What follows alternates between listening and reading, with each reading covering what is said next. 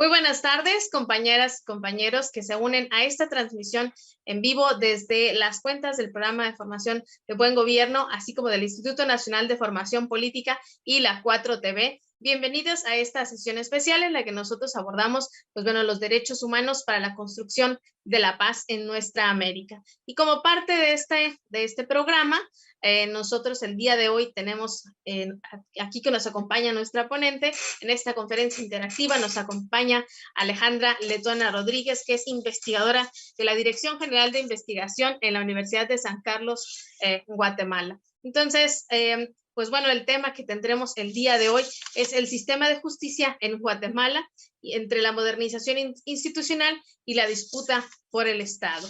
Yo quisiera tener oportunidad de comentarles un poco la semblanza de nuestra ponente. Ella es doctora en Ciencias Antropológicas por la Universidad Autónoma Metropolitana de 2019, donde también obtuvo una maestría en Ciencias Antropológicas, esto en 2011, y la especialización en Antropología Política en 2010. Es profesora titular del área de Antropología de la Escuela de Historia e investigadora de la Dirección General de Investigación de la Universidad de San Carlos, Guatemala. También coordina el programa de proyección social y profesional de antropología y el laboratorio de antropología del Estado en proceso de formación en la Escuela de Historia de la USAC. Sus líneas principales de trabajo son antropología del Estado, las instituciones y la administración pública, formas de organización de la sociedad civil y de la cooperación internacional. No queriendo yo quitar ya mucho tiempo para esta sesión, yo le invito a nuestro ponente adelante con esta conferencia, porque estamos ya también muy ansiosas y también con el deseo de escucharla. Adelante, por favor. Hola, buenos días. Muchas gracias, Diana, por la introducción y la presentación. Quisiera empezar comentando que es un gusto para mí compartir y conversar con ustedes en esta mañana, tarde, mediodía, ya casi. Este, mm, Agradecer a la doctora Patricia Legarreta por la invitación a participar con ustedes, a todo el equipo que organiza este diplomado, que me parece un esfuerzo muy importante en términos de la formación política que debe ser continua en cualquier proyecto político, sobre todo en nuestros países, ¿no? Entonces, y además una conversación para acercar a nuestros países, ¿no? Que creo que me parece muy importante, aunque tenemos muchas diferencias como países, también tenemos algunas cuestiones en común. Como les comentaba Diana hace un momento antes del receso, estuve escuchando un poco la presentación del doctor Juan López y me parece que vamos a coincidir mucho en los temas y en algunas cosas diferimos por los países, ¿no? Pero creo que me parece muy oportuno poder conversar con ustedes hoy después de que hayan escuchado la presentación del doctor López. Lo que yo les voy a presentar, ahorita lo voy a compartir en pantalla, no sé si ya lo ven. Sí. Ya. Solo quiero, vamos a ver. Sí se ve. Ahí está. Bueno, el título ya se los había comentado Diana, el sistema de justicia en Guatemala, entre la modernización institucional y la disputa por el Estado. Yo quisiera empezar compartiendo con ustedes de cuál es la fuente de información para la conversación que vamos a tener con ustedes el día de hoy, ¿no? Entonces, como ya mencionaba Diana, pues yo soy investigadora de la Dirección General de Investigación de la Universidad de San Carlos de Guatemala y el año pasado, desde el año pasado hemos trabajado con un pequeño equipo de investigación, estos proyectos de investigación. El primero fue el año pasado, fue sobre extorsiones en Guatemala. Quisimos entender cómo funcionaba este fenómeno en el país, pero sobre todo la respuesta que le ha dado el Estado a ese problema de violencia muy complejo que se da en nuestro país y en toda Centroamérica. Este año estamos trabajando en este proyecto que lleva por título El enforzamiento penal de estructuras criminales, etnografía de la investigación criminal, juzgamiento y castigo de asociación ilícita por corrupción.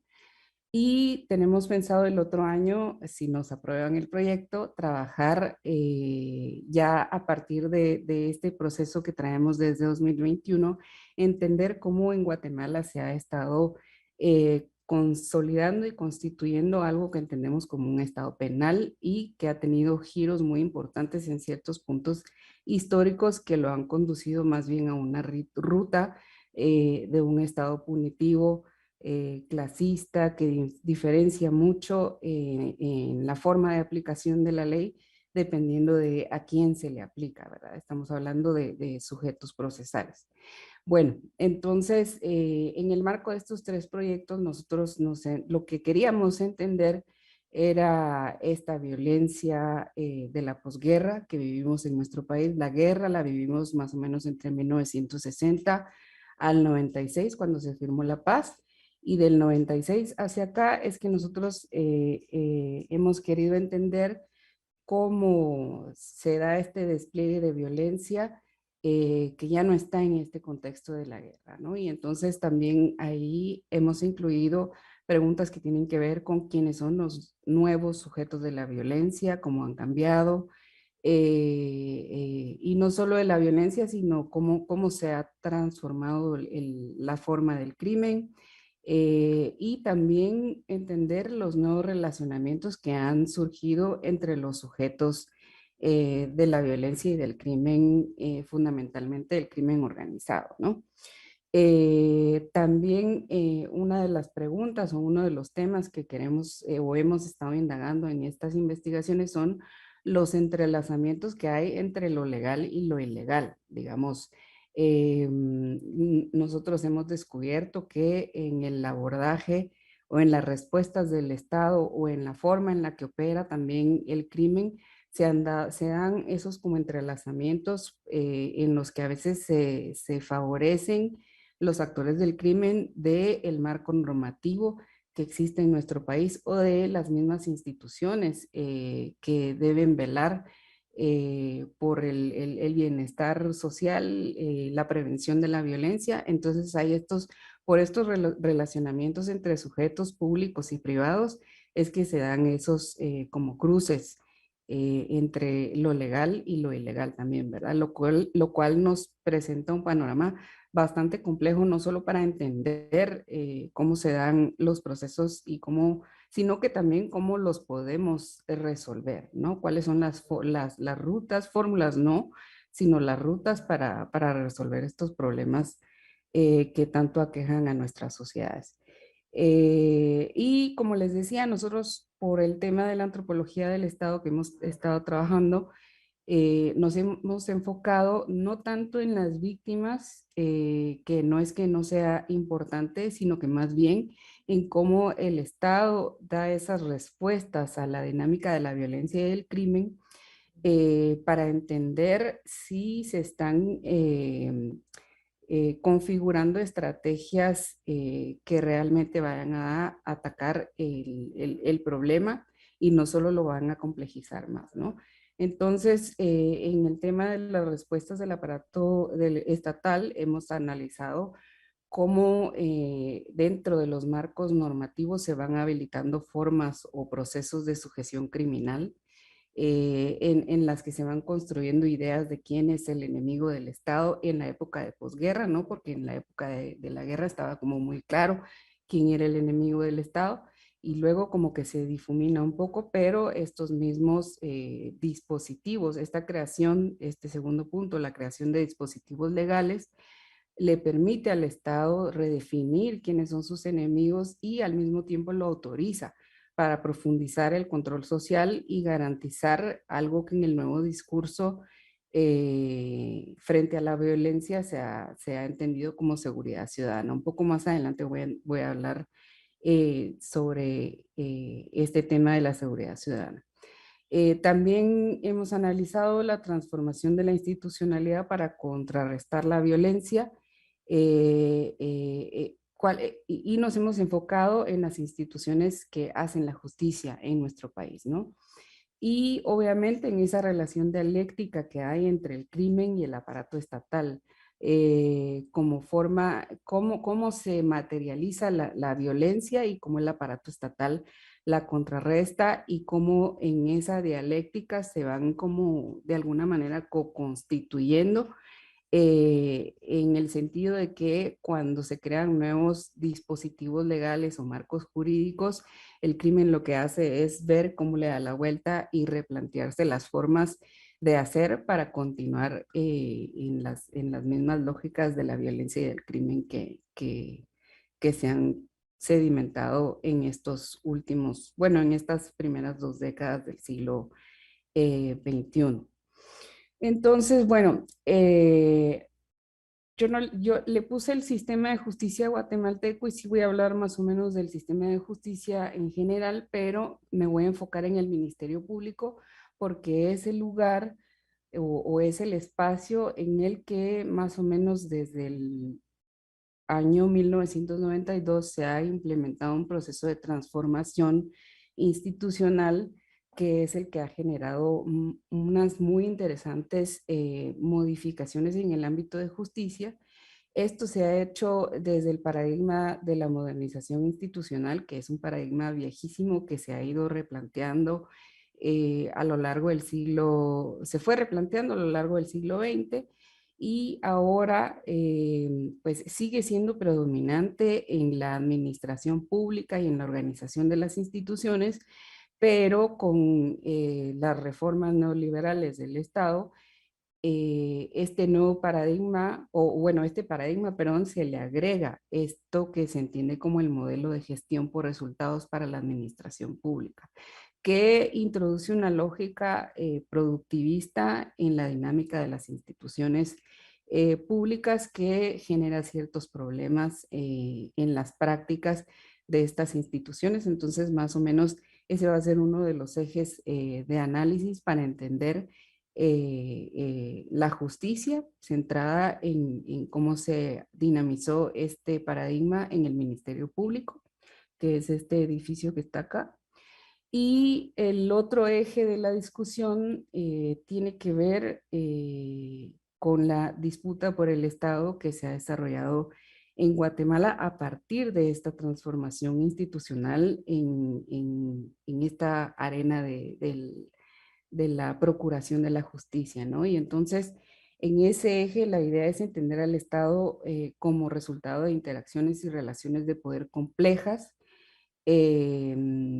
Entonces, no estamos aplicando un marco meramente institucional para entender la dinámica de la justicia, sino que estamos tratando de entender esas relaciones políticas y de poder que se inmiscuyen en estas instituciones para consolidar otro tipo de proyectos. Y aquí me parece importante puntualizar una diferencia que quiero hacer en términos de esta cuestión política de disputa por el Estado, que es muy diferente a como lo pueden estar viviendo en México, porque en México ahorita hay un proyecto político en el gobierno que tiene unos principios, que tiene unas estrategias, que tiene un plan de trabajo general. En cambio de lo que yo les voy a platicar, es más bien, y es otra manera de entender, pues, cómo en el Estado, aunque no se esté totalmente instalado un proyecto político en general en las instituciones,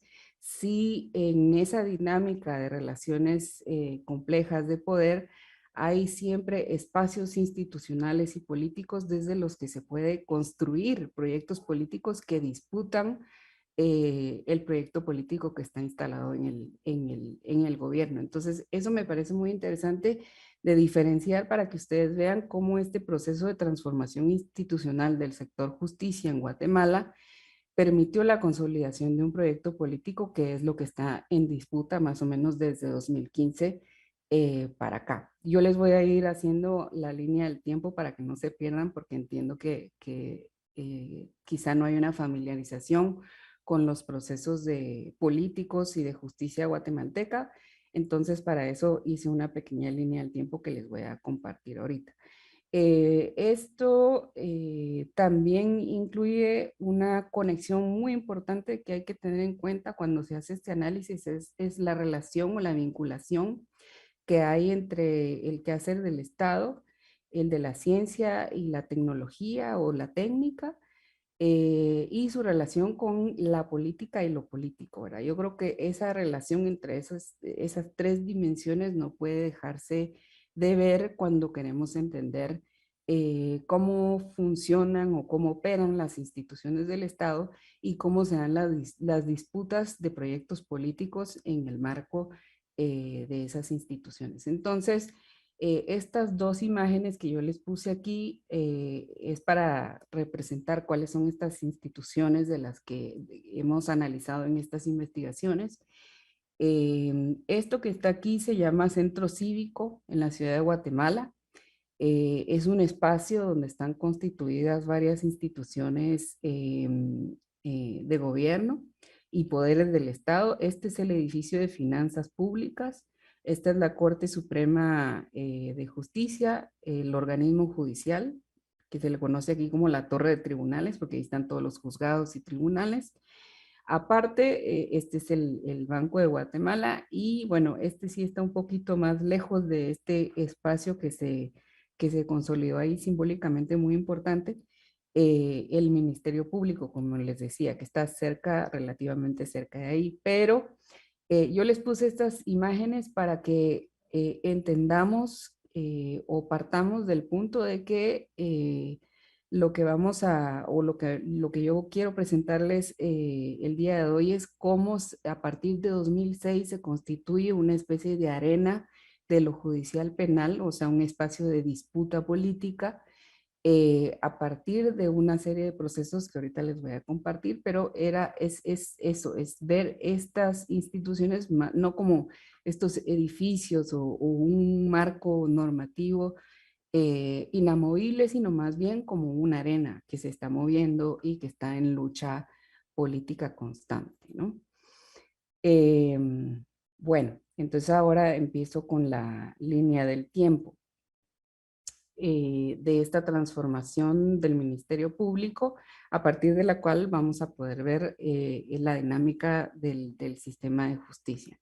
Y para esta línea de tiempo, tengan mucho en cuenta esta idea o este paradigma de modernización institucional del que les hablaba. Bueno, entonces, como les decía, el año como clave o punto de inflexión de donde arrancan una serie de procesos que, como decía el colega que me antecedió en la palabra aquí, en estas situaciones los procesos no surgen de manera espontánea, no se va, es algo que se va constituyendo a lo largo del tiempo en distintas fases, hay momentos clave, puntos de inflexión muy importantes y por eso en el proceso de investigación nosotros encontramos que el año 92, entre el 92 y el 94 se da un momento muy importante para el cambio, para este proceso de transformación en el sistema de justicia, porque es un periodo en el que se pasa de un modelo inquisitivo, como se le conocía, a ese modelo en el que todo era escrito nada más, muy oculto, y pasamos a un modelo acusatorio, algo que el doctor López mencionó que en México apenas sucedió hace 7 años, si no le escuché mal. Pasamos a ese modelo acusatorio y ese modelo de juicios orales, ¿no? Entonces ese es un punto clave que transforma de muchas maneras cómo se hace la justicia en Guatemala. Y esto se pudo consolidar gracias a una propuesta de reforma al Código Procesal Penal. En el 92 se hizo esa propuesta.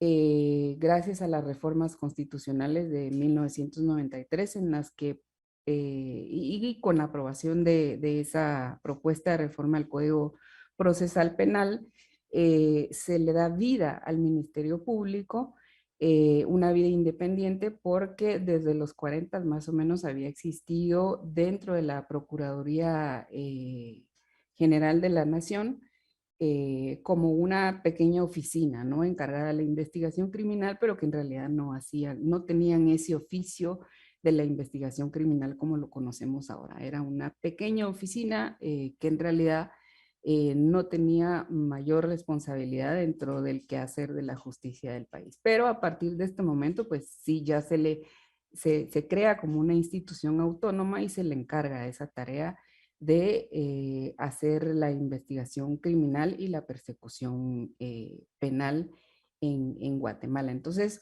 del 94 al 2000, lo que podemos ver es un proceso de instauración de un nuevo modelo de persecución penal que ya no es inquisitivo, sino que es este modelo acusatorio, oral, y es un proceso también de un lento crecimiento institucional. Esta parte sí todavía es como muy incipiente, este tema de la modernización institucional. De hecho, uno de los entrevistados en el proceso de investigación nos comentó que él era fiscal cuando trabajaba, cuando el Ministerio Público aún no estaba autonomizado de la PGN, y como pasó bastante tiempo para que se consolidaran las reformas, me dijo que el conjunto de colegas que trabajaban en esa oficina estaban un poco preocupados y deseosos de que en realidad no se aprobara la reforma, porque entonces ellos iban a ser los responsables, o sea, se les iba a adjudicar una responsabilidad muy grande para la que no estaban profesionalizados, ¿no? Entonces, sí hubo una preocupación, hubo procesos de capacitación, pero de todas maneras, durante todo este periodo fue muy complicado para los jueces, que eran los encargados de todo el proceso, soltar ciertas responsabilidades en figuras nuevos funcionarios públicos que ellos veían como incapaces. La policía, para la policía también, la policía que tenía a su cargo buena parte de la investigación criminal, no estaban anuentes, ellos estaban acostumbrados a obedecer a los jueces, y pasar de poner, digamos, la figura de los jueces siempre es como muy imponente, pasar de obedecer la legítima autoridad de un juez a la de un fiscal que no tenía esa, o no se veía que tuviera esa calidad como la de un juez.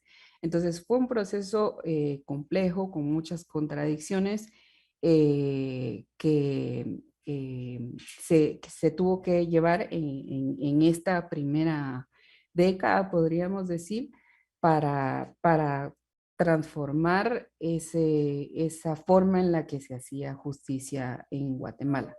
1995 también es un año muy importante porque, como ustedes saben, en esta primera mitad de los 90 se estaban haciendo las negociaciones por la paz y la firma diferida de los distintos acuerdos de paz, y pues varios actores que venían trabajando desde los 80s en temas de derechos humanos.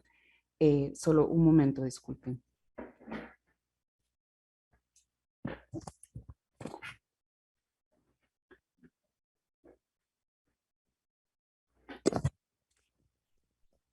Perdón por la interrupción. Estos actores, a partir de la firma del acuerdo sobre el fortalecimiento del poder civil y la función del ejército en una sociedad democrática, empiezan a aglutinarse, a asociarse para poder continuar su lucha por los derechos humanos, por el derecho a la justicia, de todos los desmanes que había habido durante la guerra. Y entonces lo que nosotros observamos al analizar estas alianzas de estos actores es que la toma de este acuerdo se convirtió como una especie de agenda política para estos actores que empieza a habilitar esa disputa política. En este momento lo que querían era reducir esa función y ese poder de las fuerzas de seguridad, tanto de la policía como del ejército, y sobre todo fortalecer los poderes civiles, ¿no? Con la idea de que eso iba a fortalecer la democracia de nuestro país. En el proceso lo que sucedió es que se fue construyendo un proyecto político que ahorita van a ver ustedes cómo logra incorporarse en este proceso de cambio del Ministerio Público, y es lo que lleva a ya en los 2000 a procesos políticos mucho más complicados, que es lo que empezamos a ver en 2015, como les decía. Entonces, este acuerdo lo que ponía, los puntos que ponía sobre la mesa eran las reformas a la carrera judicial, reformas al Código Penal que, dicho sea de paso, se creó se aprobó, perdón, la última versión en 1973 y solo ha tenido reformas parciales, ¿verdad? Nunca se ha hecho una revisión integral del Código Penal. Entonces, muchos de los tipos penales que contiene este código están totalmente desactualizados de la dinámica de la violencia y del crimen como se da ahora, ¿no? Entonces, por eso es que, pues, hay lo que se ha dado para contrarrestar este problema es que se han creado leyes específicas que traen nuevos tipos penales, pero eso hace un poquito más compleja la aplicación de la ley y de la justicia cuando no se tiene un solo cuerpo que no se contradiga además, ¿verdad? Porque estas nuevas leyes a veces chocan con lo que está dispuesto en el Código Penal y en el Código Procesal Penal. También se pensó la creación de la Defensa Público Penal, que se creó hasta el 97, pero empezó a funcionar hasta después.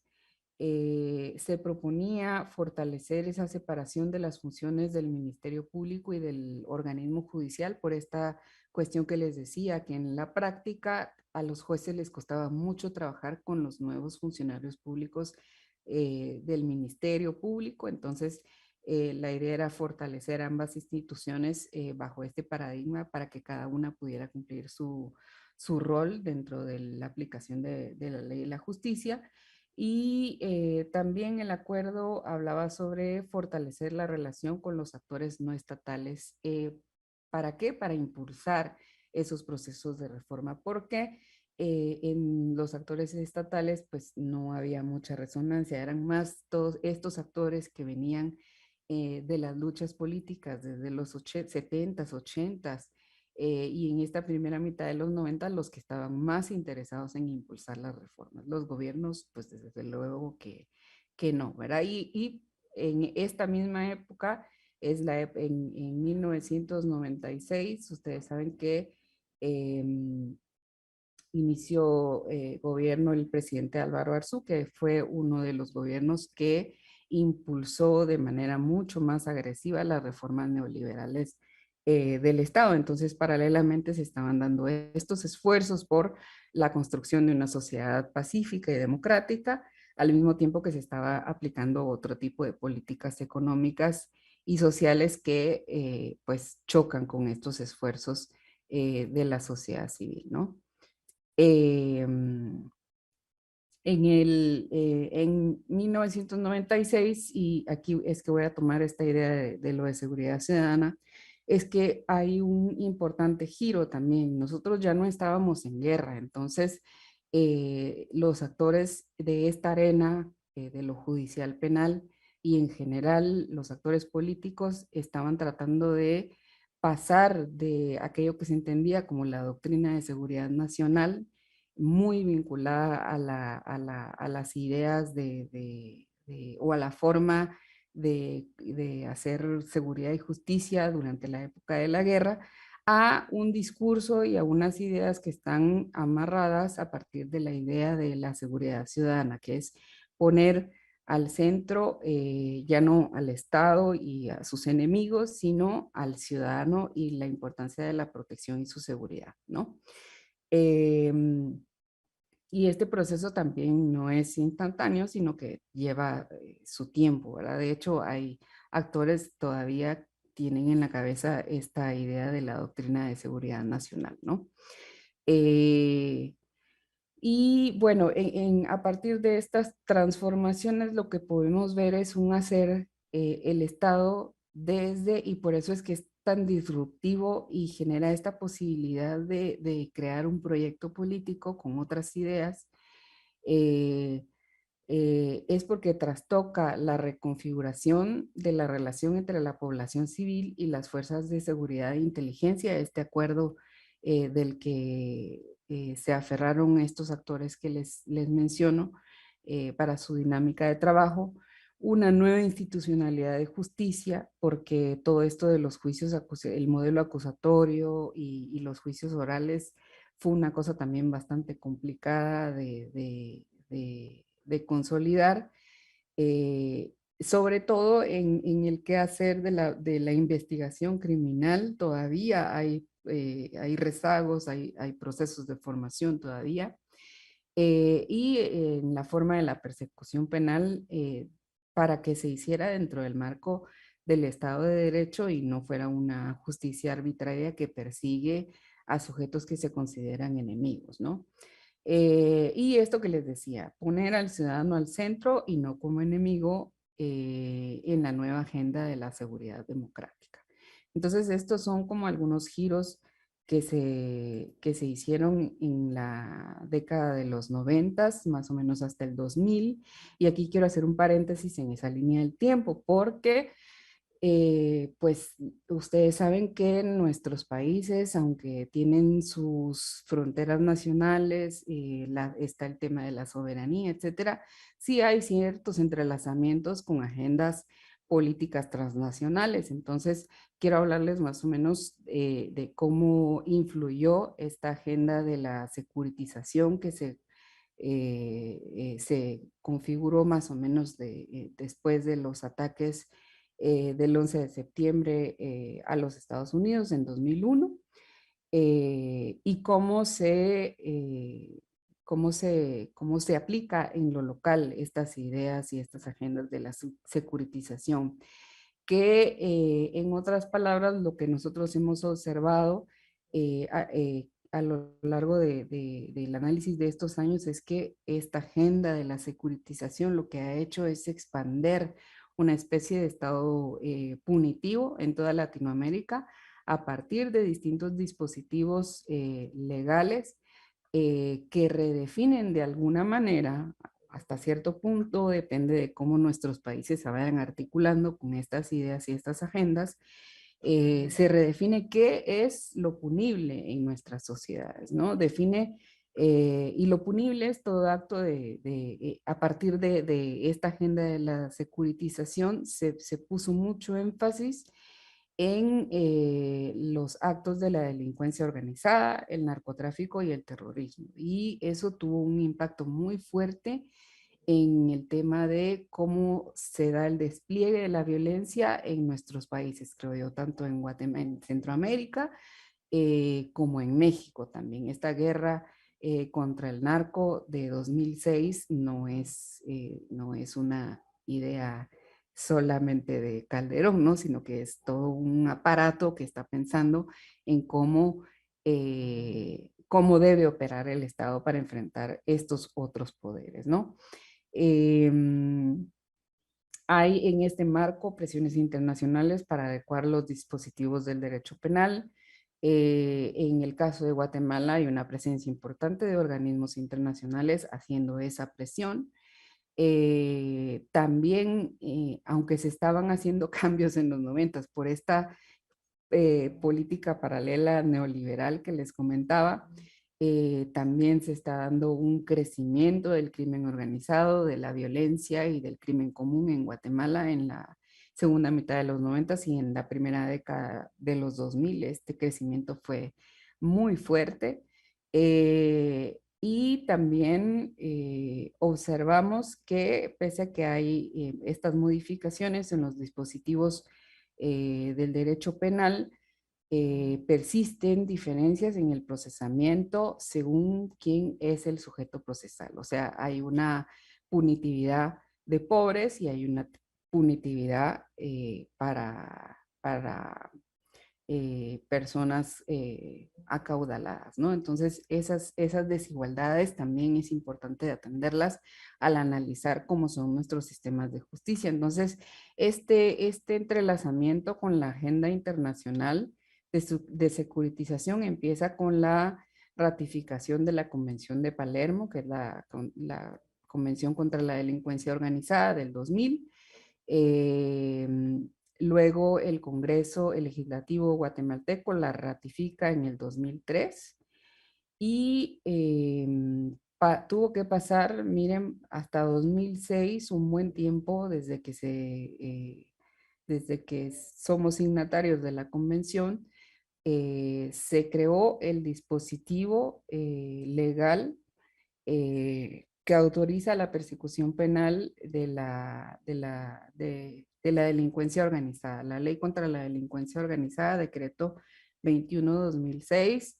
Y les comento así rápidamente que es muy importante, nosotros recopilamos los diarios de sesiones del Congreso, eh, pusimos mucho énfasis en el análisis de cómo se discutió esa ley, quién la presentó, para entender no la ley en sí misma, porque la ley y sus artículos nos pueden decir estas formas en cómo se redefine lo punible, pero en realidad esa dinámica política que tiene que ver con la aprobación de leyes y luego cómo se operan es muy interesante, y por eso nos enfocamos en analizar esos aspectos de quién la propone, quién se resistió, qué aspectos se discutieron de la ley, y tienen mucho que ver con lo que el temor que ya se tenía a lo que podía suceder dentro del Ministerio Público si se impulsaban o se fortalecían estas alianzas que venían desde el 95 de estos actores de los derechos humanos, como les había mencionado. Entonces, esta aprobación de esta ley entra dentro de eh, estas circunstancias que generan estas presiones internacionales. Y también 2009, para 2009 ya se había observado el resultado de la implementación de ese cuerpo normativo y se hace una nueva reforma para hacer ciertos ajustes. Y de 2015 a 2020, esta ley lo que permite o lo que ha permitido es la continuación de la construcción de imputaciones a grandes redes de personas que se consideran estructuras criminales, que también pues han habido interesantes y buenos resultados, pero también estos dispositivos de pronto en ciertos momentos políticos se prestan para algo que hemos entendido como populismo penal. Y cuando les hable quizá un poquito del ejemplo de las extorsiones, van a ver ustedes cómo es que se pueden o se manipulan estos dispositivos. Bueno, ese era el paréntesis transnacional. Y ahora continúo con la línea del tiempo. En 2007 vamos a encontrar otro año muy importante en este proceso de muy interesante. transformación. Está bien. Dice ya después, no. Dice ya ni me dirigí ni una palabra. Perdón. Como les decía, entonces 2007, un año muy importante, porque es el año en el que finalmente se aprueba la creación de la Comisión Internacional contra la Impunidad en Guatemala, que es un organismo internacional, como ustedes saben. En un principio, la creación de esta institución tuvo varios intentos, más o menos como desde 2004, si no estoy mal. Pero todavía estaba dentro del marco de las ideas de actores que lo que querían era resarcir la violencia que se había dado durante la guerra, combatiendo algo que se entendía como los cuerpos ilegales y aparatos clandestinos de seguridad, CIACS por sus siglas, y entonces con ese objetivo es que se crea la CICIG, para combatir estos aparatos clandestinos de seguridad que venían desde la época de la guerra. Pero conforme va pasando el tiempo y conforme la CICIG va trabajando muy de la mano con el Ministerio Público, el objetivo se va encaminando y además el trabajo en conjunto va permitiendo comprender la operatividad de la corrupción del Estado y muchos aspectos ilegales desde las instituciones y funcionarios públicos, que hace que ambas instituciones vayan haciendo un giro hacia la transformación de la persecución penal a temas específicos que ahorita les voy a mencionar. Entonces, 2007 y 2008 arranca un proceso de instauración de un nuevo modelo de persecución penal que trata de dejar atrás lo que se había hecho hasta principios de los 2000, que era una persecución de casos individuales, uno por uno, sino que más bien en esta comprensión del Estado y de la violencia y del crimen organizado en Guatemala, lo que plantean el Ministerio Público y la CICIG es decir, bueno, no, lo que se necesita es modificar el modelo de persecución penal del Ministerio Público para que se pueda agilizar el acceso a la justicia. Entonces, ya no vamos a trabajar caso por caso, sino que la tarea del fiscal o de los fiscales es ver qué, qué redes de crimen puede encontrar, qué estructuras criminales puede encontrar,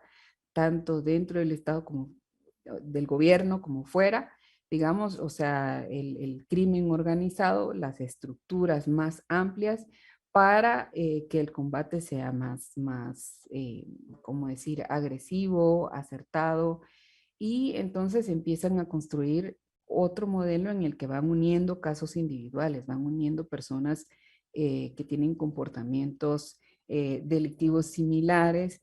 La ley contra la delincuencia organizada habilitó la posibilidad de las escuchas telefónicas y de todas las comunicaciones, de todas las telecomunicaciones de una persona pueden ser intervenidas ahora a partir de una autorización judicial. Entonces, estas escuchas telefónicas se puede intervenir los correos de una persona, etcétera, pues han permitido ir construyendo esas redes amplias, grandísimas. Hay casos que hasta hay más de 100 procesados o imputados en un caso. Entonces, eso ha generado cambios muy complejos en la forma de hacer la persecución penal, la investigación criminal también. Y ya ahora, desde 2015, que empezamos a ver cómo se dan los procesos de juzgamiento, también ha sido todo un reto para el organismo judicial procesar estos casos que implican a muchísimas personas, ¿no? Porque los casos se vuelven gigantescos con una cantidad de expedientes y folios de cientos y cientos y cientos y cientos de páginas, ¿no? Entonces, bueno, ha sido bastante, todo un desafío la instalación de este nuevo modelo de persecución penal, que por supuesto tenía la asistencia económica y técnica de principalmente Estados Unidos, pero también de otros países como Canadá. eh, Colombia también ha contribuido mucho en la formación y capacitación de la reforma institucional y tecnológica del Ministerio Público, porque para 2011 podríamos decir que ya está más o menos consolidado este modelo, que lo que persigue son estructuras criminales, ya no, o bueno, sí, pero para el énfasis o la política criminal que definió el Ministerio Público a partir de estos cambios, más o menos desde 2006 para acá, ha sido la persecución de estructuras criminales, ¿verdad? Ese es el énfasis de la política criminal.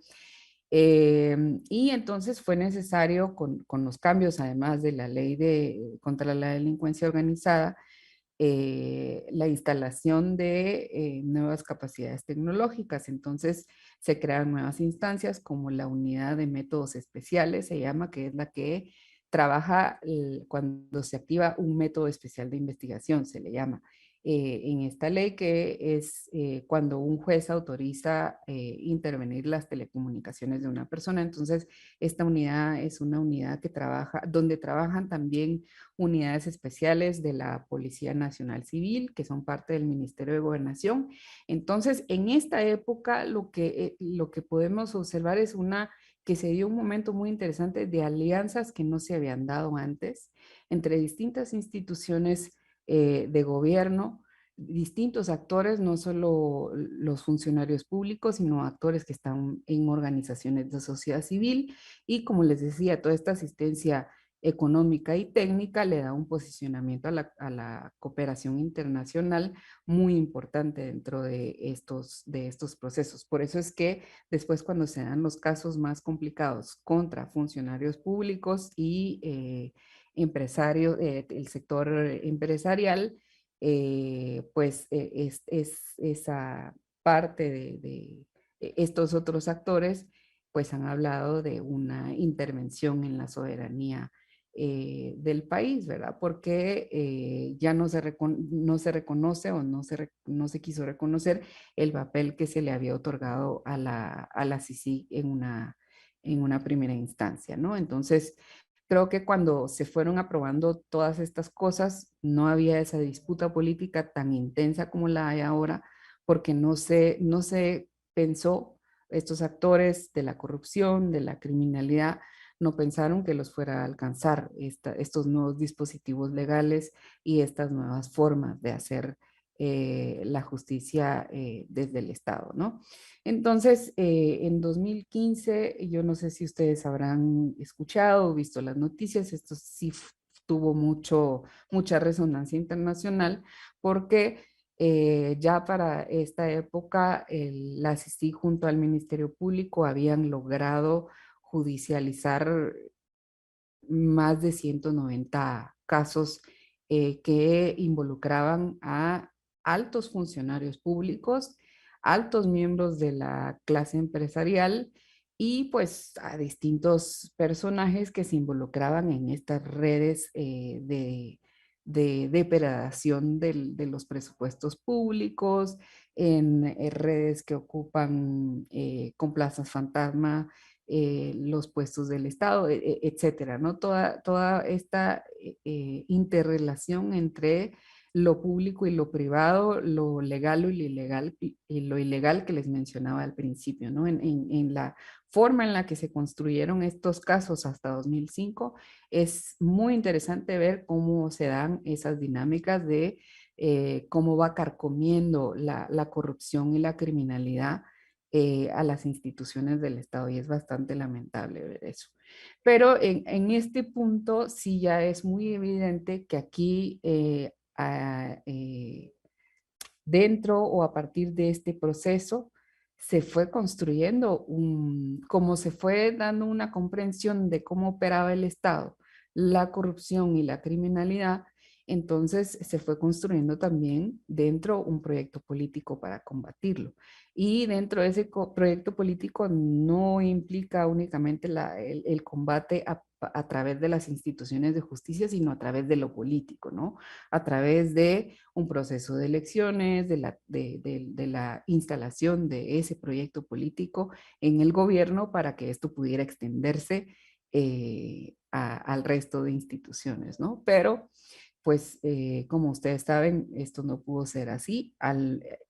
Este es 2015 también podría pensarse como un año punto de inflexión, porque a partir de ahí es que se activa esto que en los medios de comunicación y algunos analistas le han llamado el pacto de corruptos, que es una forma muy popular de llamarle a estos actores que desde 2015 se organizaron para retrotraer todos estos cambios que ya se habían logrado y además expulsar a la CICIG de Guatemala con argumentos de soberanía, etcétera, pero en realidad lo que querían es imposibilitar esto que ya se había alcanzado en 2015, que es lo que les digo, es esa comprensión del Estado y esa comprensión de que lo que había que, si realmente se quería construir una sociedad democrática, lo que había que hacer era combatir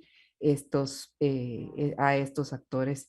Y pues uno de los casos paradigmáticos es este caso de la línea, que es donde está procesado el expresidente Otto Pérez Molina y la ex vicepresidenta Roxana Valdetti, en donde se les vincula una red de defraudación aduanera, pero también hay otros casos. Hay un caso que se llama cooptación del Estado, que ese es un caso gigantesco que permite ver cómo la corrupción y el crimen y mismos actores que se han redefinido ellos mismos, que venían del periodo de la guerra, están dentro del aparato estatal y siguen operando desde los puntos de vista y desde las estrategias políticas que se definen en sus proyectos, ¿no? Entonces,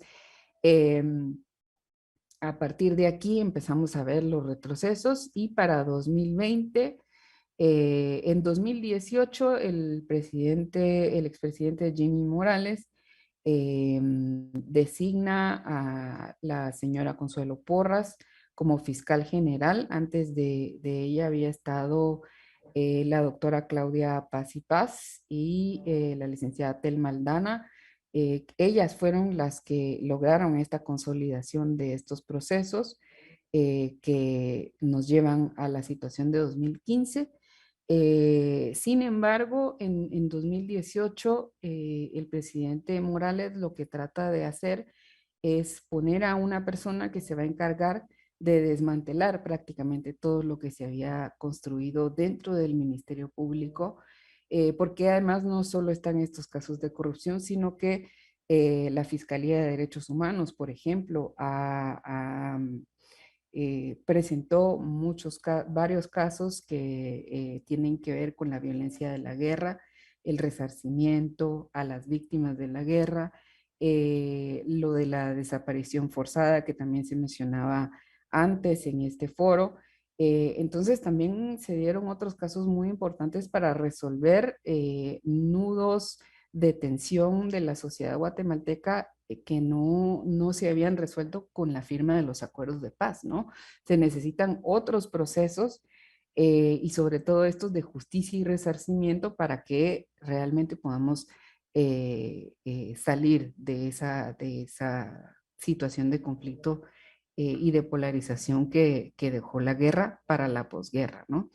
Entonces, esta nueva fiscal general ha estado haciendo, es la que está en este momento, de hecho, a mediados de este mes, tiene que elegir el presidente una nueva persona y la sociedad civil y en general los actores que están enfrentando este proyecto político del gobierno actual. Se están oponiendo o han hecho esfuerzos para que no se vuelva a elegir a esta misma persona que ha trabajado desde 2018 en el desmantelamiento de lo mucho y lo poco que se había logrado en términos del acceso a la justicia. Pero pues la misma corrupción que continúa nos indica que la persona que se va a designar puede ser la misma señora Consuelo Porras, quien ha estado haciendo todo esto que les menciono, o pues alguien ha llegado al gobierno oficial que siga la política de desmantelamiento que rompa con esta posibilidad política que se abrió en 2015. Eso es lo fundamental, creo yo, que se ha buscado. Y otro aspecto muy importante es que a partir de 2018, pero sobre todo en los últimos 3 años, se han dado procesos de persecución arbitraria, criminalización de quienes participaron en estos procesos, quienes trabajaron con CICIG, por ejemplo, activistas, líderes, jueces, fiscales, etcétera, procesamientos indebidos a activistas, por ejemplo, y se han instalado ciertos giros punitivos en ciertas fiscalías que tienen que ver con la atención de la criminalidad común y de la violencia común de la posguerra, ¿no? Que tiene mucho que ver con pandillas, con homicidios, etcétera, ¿no? Entonces hay unos giros punitivos muy fuertes ahí que tienen que ver con, creo que el doctor López también mencionaba un poco esto, que quien desde la pobreza se convierte en criminal no es porque es una persona mal, digamos, esto no hay que observarlo desde puntos de vista morales, sino que hay que entender los contextos criminológicos en los que se encuentran las personas, ¿no? Y el aparato estatal que se encarga de atender estos asuntos debería de tomar en cuenta estas condiciones sociológicas de las personas para atender los procesos de persecución, la misma investigación y los procesos de persecución penal, ¿no? Eh, bueno, entonces, hasta ahí más o menos una línea muy breve del tiempo, por el mismo tiempo que tenemos. Eh, y quiero enfatizar ahora el otro punto, el tema de la disputa por el Estado, que ya más o menos les he estado platicando, cómo desde una institución eh, se logra constituir un proyecto político que le disputó prácticamente una fracción del poder penal del Estado, de lo judicial, al gobierno, ¿no? Porque es un conjunto de actores, como les decía, que vienen de las luchas políticas de los 80, de los 90, de las luchas por los derechos humanos, de aliados con la cooperación internacional, etcétera, se hacen en estos de 2007 para 2019, podríamos decir, de esa fracción del poder penal. Entonces, podríamos decir que en esa arena que yo les había mencionado, esa arena de lo judicial penal, se logró hacer una disputa política y se logró consolidar un Estado penal que no es lo mismo que un Estado punitivo, ¿no? Porque todo Estado tiene que tener un aparato penal, ¿no? Pero este tiene que tener sus márgenes para que no se convierta en un Estado punitivo, es decir, un Estado que persigue, criminaliza y castiga de manera desmesurada eh, comportamientos o acciones que podrían atenderse más bien con política social, ¿no? Eh, Otro aspecto muy importante, pero al mismo tiempo preocupante, es que en ese proceso de transformación institucional fue posible una transformación y una actualización, una automatización tecnológica del Ministerio Público. Esta unidad de métodos especiales que les digo es un salón gigantesco en el cuarto nivel del edificio del Ministerio Público, donde todo el día están oficiales de unidades especiales de la policía escuchando las llamadas que han sido autorizadas por un juez, tomando registros, etcétera. Y hay una dinámica entre fiscalías y esta unidad para las fiscalías que trabajan con esos métodos especiales, ¿no? Pero, y este es un asunto muy delicado, digamos, ¿qué sucede cuando tenemos toda esta capacidad tecnológica y la operamos desde los puntos de vista de un proyecto político que lo que trata de hacer es justicia social para construir una sociedad democrática, versus cuando están en manos de un gobierno y unos actores políticos, económicos y sociales que lo que están buscando es generarse impunidad en el largo plazo, ¿no? Entonces, ¿qué significa todo este aparato tecnológico de escuchas telefónicas en este contexto de un gobierno bastante autocrático, podríamos decir, como el que tenemos ahorita, ¿no? Entonces, todo esto de la tecnología, las técnicas criminalísticas y las ciencias forenses, no es una cuestión meramente de técnica, sino que es una cuestión política también. Entonces, en eso hay que tener muy en cuenta que nosotros un día podemos estar en las instituciones y hacer todas estas transformaciones, pero hay que tomar en cuenta que un día ya no vamos a estar ahí. Entonces hay que también dentro de los marcos normativos, los dispositivos legales, etcétera, ser muy conscientes de que estas no son meras cuestiones técnicas, de que la ley no es un mero marco normativo que se queda ahí, sino que se puede operar de distintas maneras dependiendo de proyectos políticos y de actores políticos. Entonces, ese es un punto que me parece muy importante, sobre todo por lo que les decía, que ahorita en México hay un contexto en el que hay un gobierno que está buscando generar esos cambios significativos en todos los niveles, pero es un proyecto político que no ha dejado de estar en disputa, ¿no? Hay muchos que están, hay otros proyectos políticos en México que están en disputa en este momento, entonces eso hay que tenerlo muy claro, ¿verdad? En las luchas políticas, las acciones y todo lo que se hace, cuando cambian las cosas, pueden tomar otras rutas inesperadas. Entonces, un proyecto muy progresista o muy en función del pueblo puede transformarse en una cosa totalmente conservadora y dictatorial, ¿verdad? Entonces, eso en el tema de lo político es muy importante y por eso al principio también en una lámina les hacía la referencia de la importancia de siempre conectar en el análisis del Estado el papel de la ciencia y la tecnología junto con la política y lo político. Yo creo que eso no, esas tres variables no se pueden desconectar o analizar de manera separada cuando queremos entender este tipo de procesos.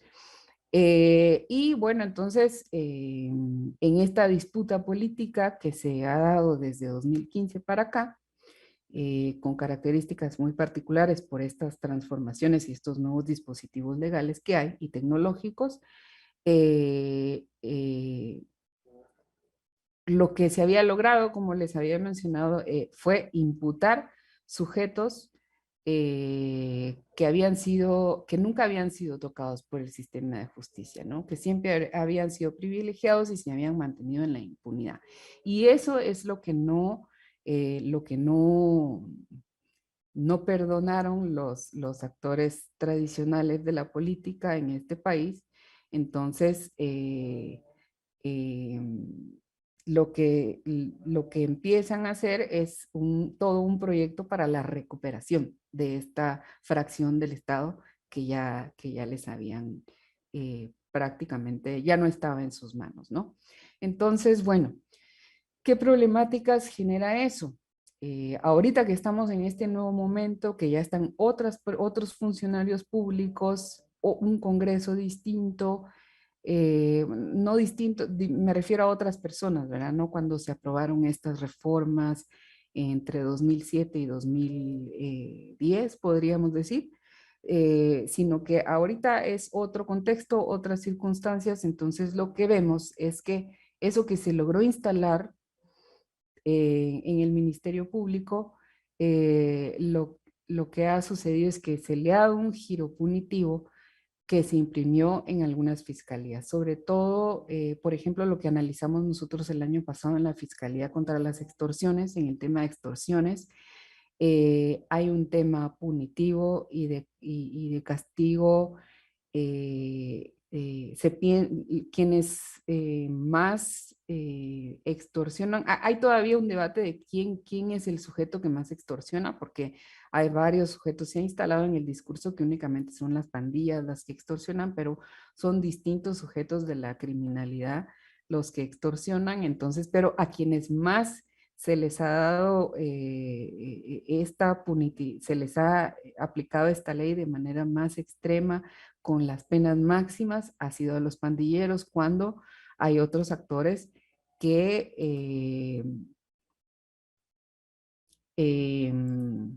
que también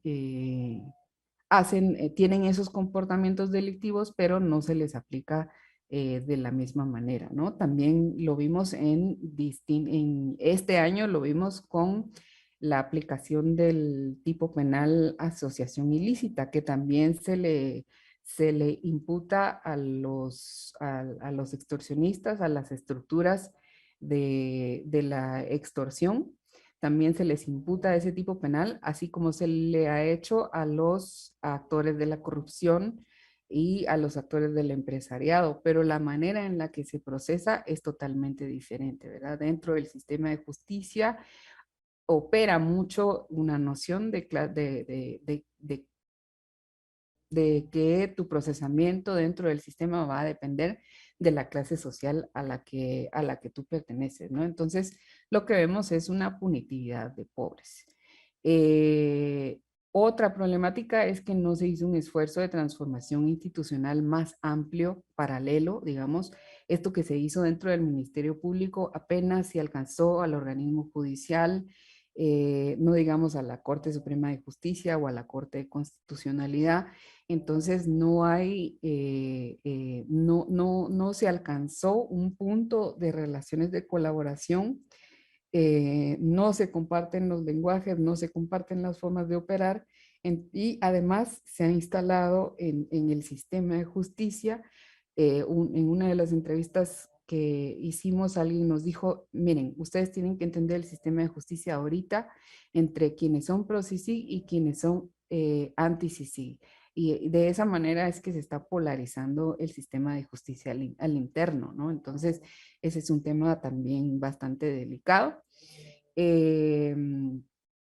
También está la densidad y la complejidad que genera el Código Penal, que, como les decía, está desactualizado y está en contradicción con algunas leyes especiales, en particular la Ley contra la Delincuencia Organizada, que lo que nos platicó uno de los jueces que entrevistamos fue: miren, lo que pasa es que el Código Penal está operando como el Código Penal, pero la Ley contra la Delincuencia Organizada está operando como el Código Penal para procesar al crimen organizado, y el Código Penal quedó para los ciudadanos. Entonces tenemos como dos códigos penales, nos explicaba él. Y entonces, en el marco de el Ministerio Público, del organismo judicial, de la Corte Suprema de Justicia, esto genera cierta complejidad porque no todos lo entienden de la misma manera. Entonces, en los casos, uno ve los juzgamientos, que por un lado un juez dice que sí a esta medida, este otro juez dice que no. Entonces, vemos una aplicación bastante dispareja por esa misma, por esas mismas tensiones que hay en los cuerpos legales encargados de la persecución y de la investigación criminal y de hacer justicia, ¿no? Y lo que les decía, el tema de la política, ¿no? Que estamos en un momento de disputa muy, muy complicado, en el que el status quo está revirtiendo los cambios,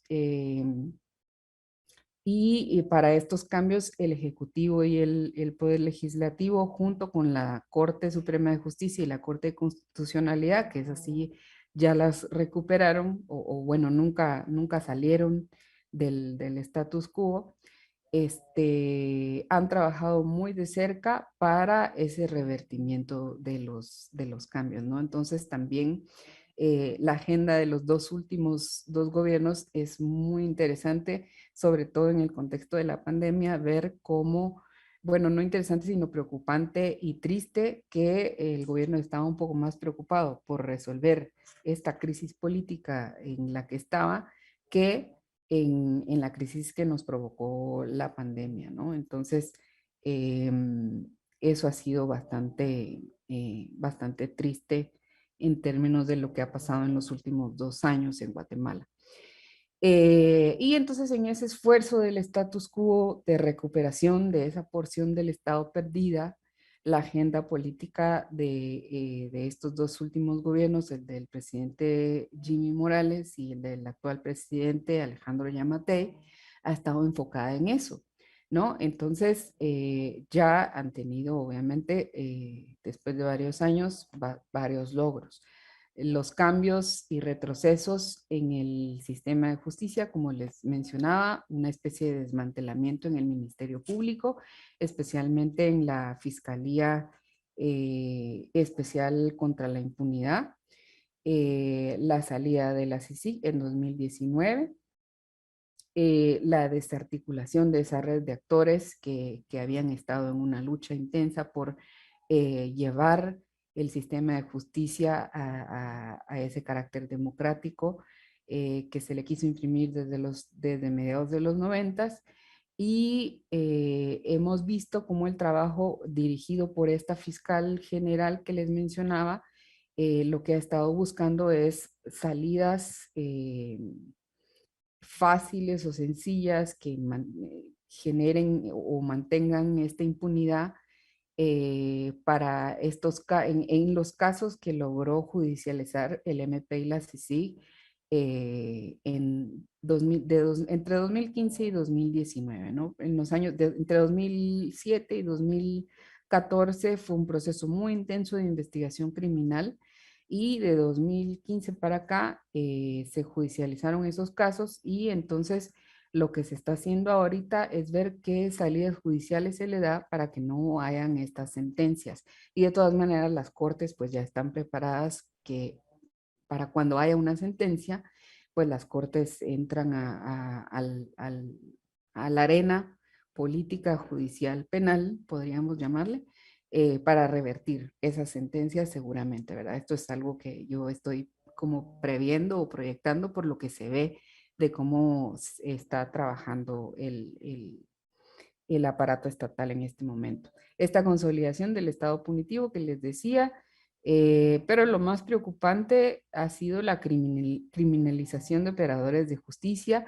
Tenemos hoy en día ya muchos fiscales, algunos jueces, periodistas y activistas en el exilio, principalmente en Estados Unidos, y también ese mismo grupo de actores y líderes políticos, activistas procesados en este momento, y algunos en prisión preventiva y otros con medidas sustitutivas, esperando el proceso en sus casas, ¿no? Pero es como un contraataque a quienes se animaron a trastocar esa estructura de relaciones de poder y ese status quo que había permanecido en nuestro país durante muchas décadas.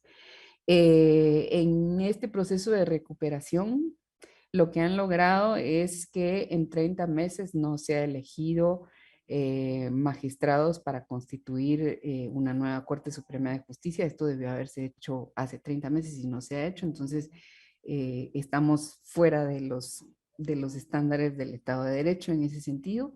También sí se constituyó una nueva Corte de Constitucionalidad, pero muy ad hoc con actores que lo que hemos visto en sus sentencias es que favorecen estos procesos que pretenden restablecer el status quo, nuevas alianzas para esa recuperación y para el nuevo proceso electoral que viene el año entrante.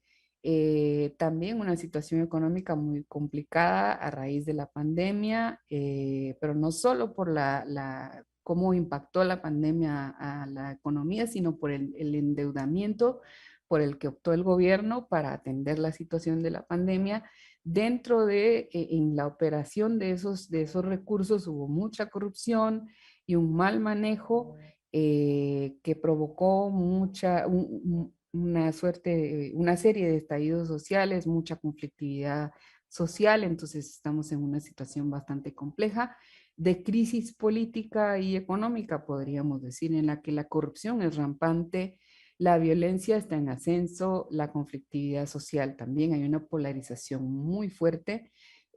También hemos visto un despliegue de brutalidad policial dirigido a esta respuesta de la sociedad frente a estos males manejos y frente a la corrupción que ya es descarada.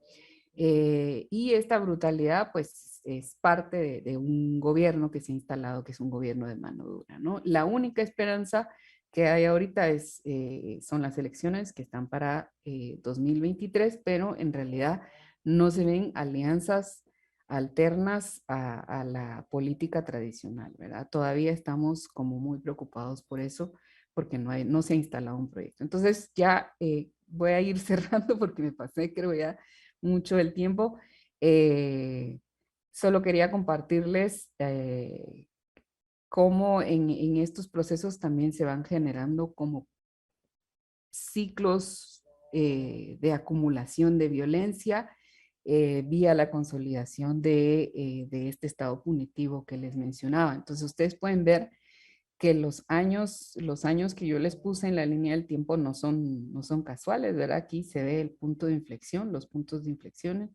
2007 empiezan a crecer las denuncias, esto para el caso de extorsiones, por ejemplo. ¿Por qué? Porque la ley de 2006 habilita, ¿no? Dos tipos penales y una metodología de investigación criminal que permite que haya un crecimiento en la persecución de esos casos. Pero no es solo, no es así de sencillo, ¿no? Sino que tiene que ver con cómo el aparato estatal combate este tipo de crimen y si paralelamente está aplicando una política social, porque el problema es que hasta ahora la estrategia no ha detenido el delito porque no está considerando o no ha considerado dentro de ese modelo de persecución que la estructura criminal que están persiguiendo existe tanto dentro como fuera del sistema penitenciario, porque muchas de las llamadas extorsivas salen de la cárcel. Entonces, por ejemplo, en esto que decía de cómo las transformaciones institucionales no alcanzaron a todas, el sistema penitenciario es uno de los que más requiere de una reforma estructural, ¿no? Pues existen problemas sociales que deberían de tratarse mediante políticas sociales, como les decía, no mediante el brazo, no, o no solamente mediante el brazo penal del Estado. Eh, Porque estos problemas sociales se podrían, como la pobreza y todo esto, se podrían trabajar con política social y esto podría evitar estos ciclos de acumulación de violencia. Es lo que nosotros hemos observado y podemos concluir y recomendar incluso que reducir el papel del Estado punitivo y ampliar las políticas sociales, ¿no? Eh, y aquí esta diferenciación de clase que hay en el sistema que les mencionaba, que el Estado, este sistema punitivo no procede igual cuando se trata de sujetos criminales como los altos funcionarios públicos o miembros del empresariado. Eh, Esta es la estadística del encarcelamiento por asociación ilícita y ustedes pueden ver también que el momento en el que empieza a crecer es 2007, 2007-2008. También por la operatividad de la ley que les decía. Y como pueden ver ustedes, entre 2006 y 2021 se han encarcelado más de 10.000 hombres y más de 3.000 mujeres solo por este tipo penal, pero este tipo penal siempre va a estar asociado con otros tipos penales complicados como asesinato, lavado de dinero, corrupción, extorsión, etcétera, que hace que las penas sean para estas personas a veces están. Algunos pandilleros, por ejemplo, ya han alcanzado miles de años en sentencia, entonces ya es imposible. Es el sistema de justicia, hay ciertos sujetos que los ve como irrecuperables para la sociedad. Y al mismo tiempo también se han creado prisiones VIP desde 2015 para acá, cuando tenemos estos nuevos sujetos criminales o procesales que no habían tocado el sistema. Un poco la justificación es que estas cárceles son necesarias porque estas personas corren peligro en los centros de privación de la libertad comunes, entonces necesitan estar separados y eso se entiende, pero eso no significa que las condiciones en las que viven tengan que ser de privilegio, ¿verdad? Ya hasta en uno de los centros, uno de los privados de libertad construyó un edificio de mini apartamentos en los que cada uno puede tener su pedacito que tiene cocina y varias cosas, ¿no? Entonces, eso nos parece que es un problema del sistema que hay que resolver también. Aquí también algunos números de las imputaciones de este tipo penal que ha hecho el Ministerio Público de 2006 a 2019. Y aquí pueden ver ustedes, aquí está por fiscalía. Entonces pueden ver ustedes que, por ejemplo, esta de las extorsiones tiene 689. Esta contra el crimen organizado, también 426 imputaciones y las otras pues son poquitas y no tenemos los datos aquí de algunas fiscalías porque por la misma situación política en la que estamos no nos han querido dar esos datos. Si tuviéramos esos otros datos, podrían ver ustedes en números esta diferencia de que les digo que hace el sistema en función de clase social, ¿no? Pero les dejo estos para que se hagan una idea más o menos de cómo funciona. Y pues ya, vamos a ver, cierro con este tema, que es un tema bastante complicado de comprender y un poquito polémico de mencionar, porque se espera que la justicia sea objetiva, neutral, etcétera, pero en realidad lo que se observa en las prácticas y en los sistemas, en las instituciones, en sus formas de operar, es que están lejos de ser eso y de que los proyectos políticos y la política tienen un papel y un rol dentro de la dinámica de los aparatos de justicia. Entonces, lo que nosotros estamos tratando de explicar es que hay que salir de esa idea un poco normativa de que la justicia está totalmente separada de lo político, eh, que la aplicación de la ley y la persecución penal por distintos temas, ¿no? Uno de los primeros que nosotros podríamos presentar para discutir es que la aplicación de la ley y la persecución penal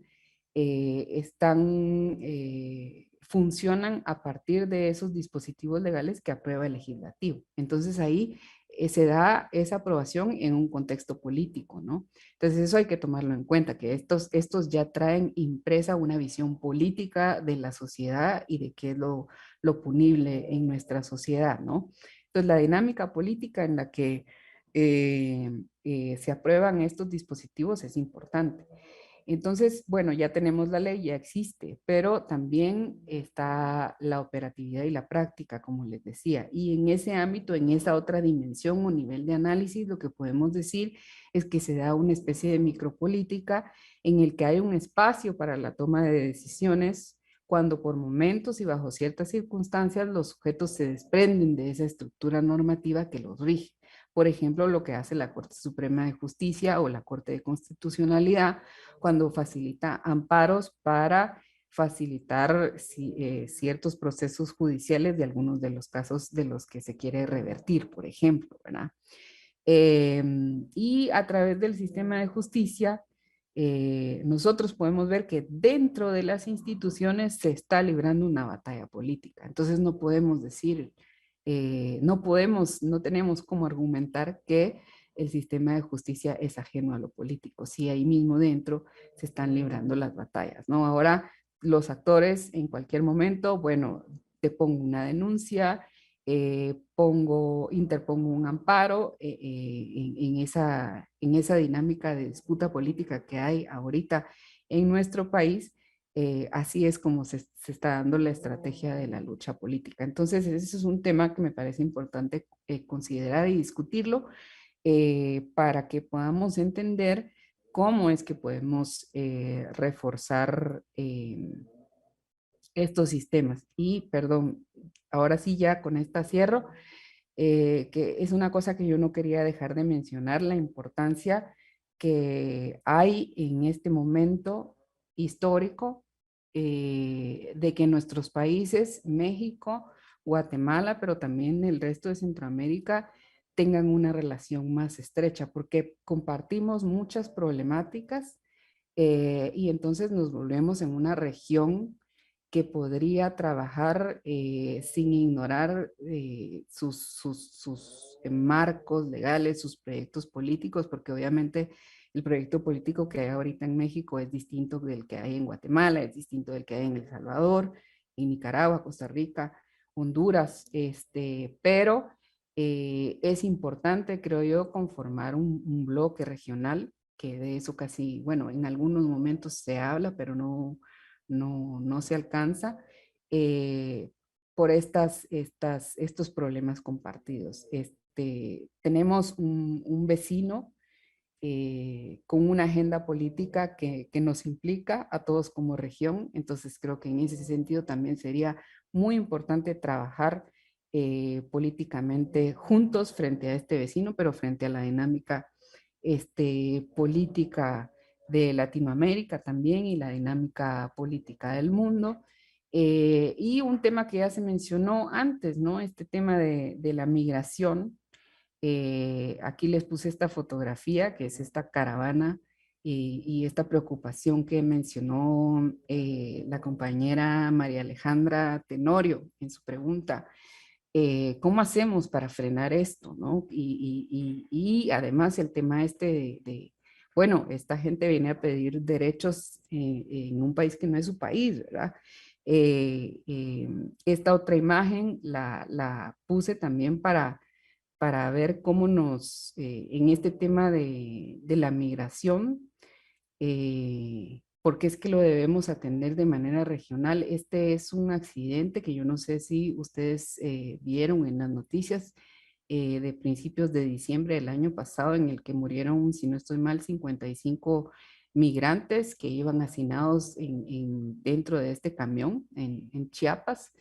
Y suceden este tipo de cosas. Entonces, también les puse este mapa, que este mapa representa las líneas son las rutas del narcotráfico en Guatemala, y pues los colores rojos y amarillos son las partes más, donde hay mayor índice de violencia y de criminalidad. Pero las rutas, si ven ustedes, van hacia México, ¿no? Entonces es también un problema que compartimos y vienen del Salvador, de Honduras y de otros lugares, ¿no? Pero al compartir todas estas problemáticas, y si bien sí han habido reuniones entre nuestros gobiernos, creo yo que sí es importante pensar un poquito las problemáticas más en términos de la región, eh, para ver cómo es que podemos pensar soluciones a problemas que compartimos, ¿no? Entonces, a mí sí me gustaría abordar, ya ahorita, y ya con eso cierro, para pasar a la parte de las preguntas y el debate, esto que mencionaba María Alejandra, ¿verdad? ¿Cómo le hacemos con este montón de gente que se viene para acá, ¿no? Entonces yo lo que observo es que en realidad es una problemática eh, em, que es una cadena que involucra a varios países. Toda Centroamérica, y recuérdense que en las caravanas no van solo ciudadanos centroamericanos, sino que van haitianos, venezolanos, cubanos. Tapachula es un lugar, yo no sé si ustedes han tenido la oportunidad de viajar ahí también, es un lugar donde uno encuentra ahí personas de todas las nacionalidades esperando pasar, ¿verdad? Y yo lo que quisiera mencionar aquí es en el qué hacer el tema, este problema no se puede, como otros problemas no se pueden abordar solo con el brazo penal del Estado y con el tema del derecho, porque eh, yo ya lo hemos observado con otras problemáticas sociales que castigar no resuelve el problema. Cuando castigamos, lo único que hacemos es meter a la cárcel a una serie de personas que están vinculadas a esto que ya dijimos que es punible en nuestra sociedad. Y entonces lo que hacen las personas es buscar otras vías, ¿verdad? Así como mencionaban hace un momento, bueno, la bestia llegó a un punto en el que se dijo esto ya no puede funcionar, pero entonces la gente ahora se va por otros lados y por otras rutas. Por eso es que ahora vemos estos camiones que van llenos de gente. O sea, no quiere decir que esto era mejor o que lo de antes era mejor, solo me refiero a que siempre la gente va a pensar otras estrategias de cómo moverse. Entonces, en ese sentido, creo yo que solo castigar ciertos comportamientos, por ejemplo, de las personas que ya se habla de traficantes de personas, de migrantes, viéndolo solo así no se va a resolver, porque como decían, este es un problema que ya tiene una historia muy larga entre nuestros países, de desplazamientos, de refugios, en el que México ha sido muy, muy caluroso con Centroamérica, pero en este momento es distinto, ¿no? El desplazamiento de estas personas también es forzado, pero por las circunstancias económicas, políticas de criminalización, de violencia, etcétera. Entonces, eh, Yo creo que lo ideal sería generar estrategias de política social regional, porque eso es lo que son estos problemas. Y ya, muchas gracias, con eso cierro. Perdón por pasarme un poquito del tiempo y lo dejo ahí y espero que les haya aportado a las discusiones que ustedes tienen en este diplomado. Muchas gracias. Muchísimas gracias, Alejandra. Y también en estos momentos yo quiero agradecer a las personas que nos siguieron en la transmisión en Facebook, tanto en nuestras redes sociales de Buen Gobierno, del Instituto Nacional de Formación Política y de la 4TV. Además de agradecerles, pues en este momento me despido de ustedes, despedimos la transmisión en línea, si bien nosotros seguiremos aquí en la conversación. Quiero agradecerles que nos han acompañado a lo largo de este tiempo en esta transmisión en línea. Muchísimas gracias. Les invito también a que nos puedan seguir en nuestras redes sociales, en el Twitter del Buen Gobierno, INFPBG, y también en Facebook, @Buen Gobierno. Me despido de la transmisión en línea y continuamos con la sesión.